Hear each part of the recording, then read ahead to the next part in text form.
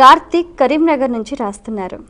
ఉద్యోగ ప్రాప్తికి ప్రధానంగా ఏ దైవాన్ని ఉపాసించాలి తెలియచేయగలరు అంటూ రాస్తున్నారు. లలితా సహస్రనామంలో 143, 144 శ్లోకాలు.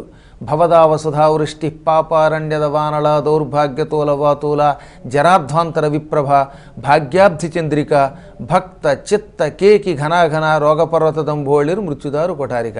ఈ 2 శ్లోకాలు ఒక 40 రోజులు రోజు ఉదయం 108 పర్యాయాలు పారాయణ చేసి అమ్మవారి పటం పెట్టుకుని ఆ పటానికి పటికి బెల్లం నైవేద్యం పెట్టి ఆ పటికి బెల్లం మీరు తింటే 40 రోజుల తర్వాత మీకు తప్పక మంచి ఉద్యోగం లభిస్తుంది. రెండవది, ఒక 40 రోజుల పాటు శ్రీమద్ రామాయణంలో బాలకాండలో మొదటి సర్గ, అందులో 100 శ్లోకాలు ఉంటాయి.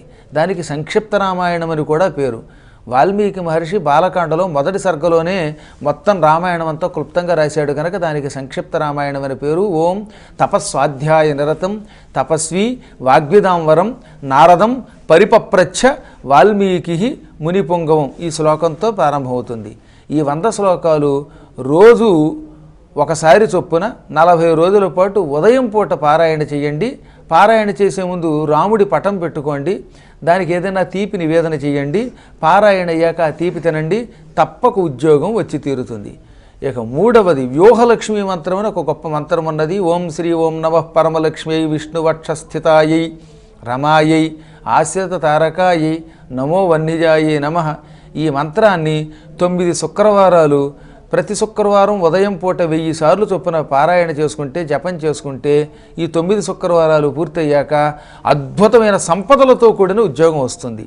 ఈ మూడింటిలో మీకు ఏ ప్రక్రియ నచ్చితే, ఏ ప్రక్రియ మీద మీ మనస్సు బాగా లగ్నమై నమ్మకం ఎక్కువగా ఉంటే ఆ ప్రక్రియని అవలంబించండి, మంచి ఉద్యోగం సంపాదించండి. మాతో పాటు చక్కగా అప్పుడప్పుడు తీర్థయాత్రలకు వచ్చి తరించండి. మరి ఇప్పుడు బాలకాండలోని శ్లోకాలను ఒకవేళ చదవటం రాకపోతే వాటి తాత్పర్యాలు చదవచ్చా? తాత్పర్యం చదవడం వల్ల కథ తెలుస్తుంది తప్ప పారాయణ ఫలితం రాదు. పారాయణ అంటే శ్లోకమే చదవాలి.